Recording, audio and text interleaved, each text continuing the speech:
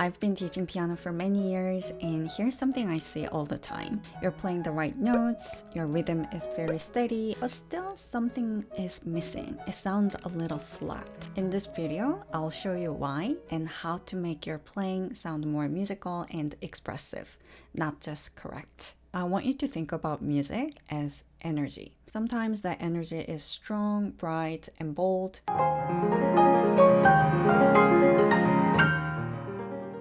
Other times it's gentle and soft,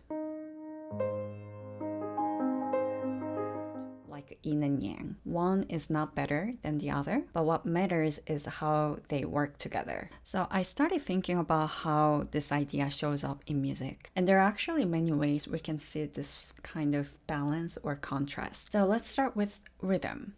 Every time signature has strong and weak beats. In 2/4, it's strong, weak, strong, weak. In 3/4, strong, weak, weak, strong, weak, weak. But what does that really mean? Many people think strong as loud and weak as soft, and that's not exactly wrong. But if you think only in terms of volume, your playing can start to feel unnatural. Instead of thinking just in terms of loud and soft, try thinking in terms of energy or direction, how one beat flows into the next. That sense of forward motion helps your playing sound more natural. So in 3/4, we have strong, weak, weak, strong, weak, weak. But those two weak beats are not exactly the same.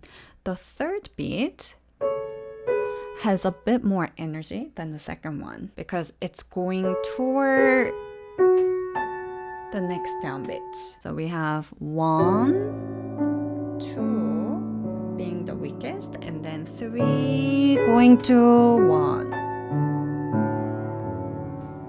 If the piece starts with a pickup note,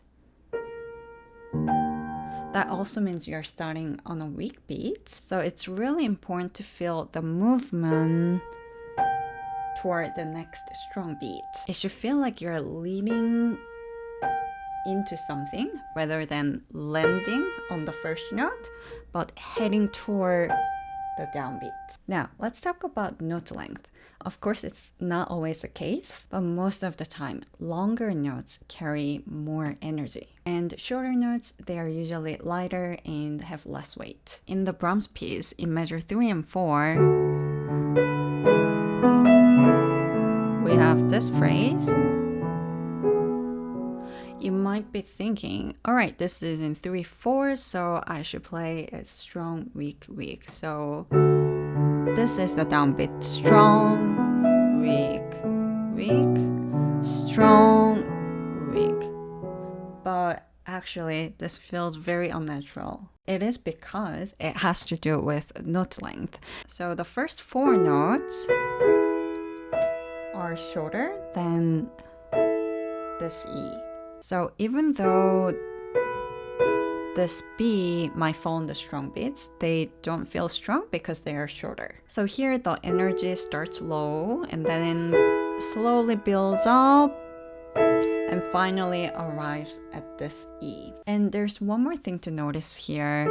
The pitch of the notes, it matters too. Even if you've never learned how to sing, you probably do this naturally. When the pitch goes up, you add more volume. And when the pitch goes lower, the energy drops too. So in the same part, the notes go higher, so we naturally want to make a crescendo, and you might want to push forward a bit as well.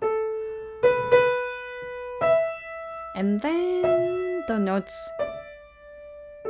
go down. So we naturally play a little bit softer and maybe pull back a little too. So in measure 4, we don't want to make that downbeat too strong because we are still going on and then arrive here and then energy drops. This piece is in 2/4.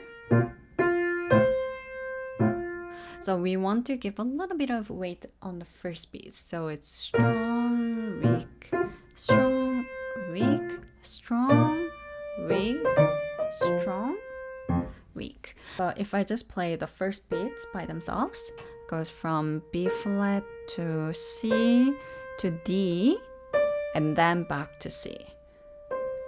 So they're all on strong beats, but they don't feel the same. The energy rises a little bit and then falls. Not all strong beats feel the same, especially the very last note.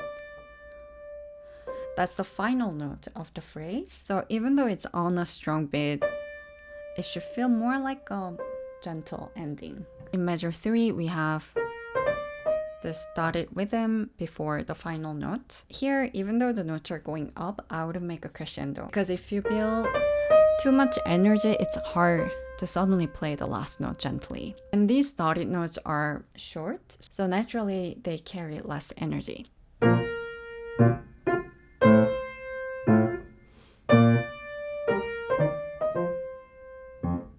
Even if you don't know anything about theory, there's one chord that you really should know, and that's the tonic, or the one chord. The tonic is the chord that's built on the first note of the scale. The piece I'm using as an example is in the key of A major, so the tonic will be A major chord.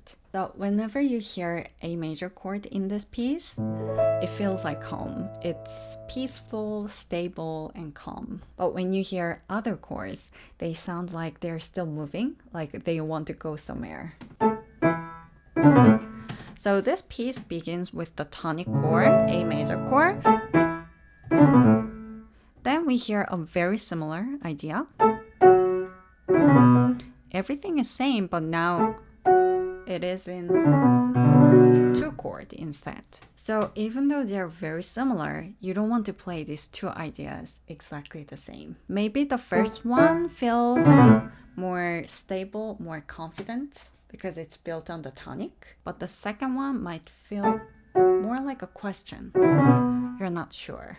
Of course, this is not the only way to play it, but what matters is you don't want to play both parts exactly the same. But if you're not sure how to make the music more expressive or interesting, try asking yourself a few things. What's the time signature?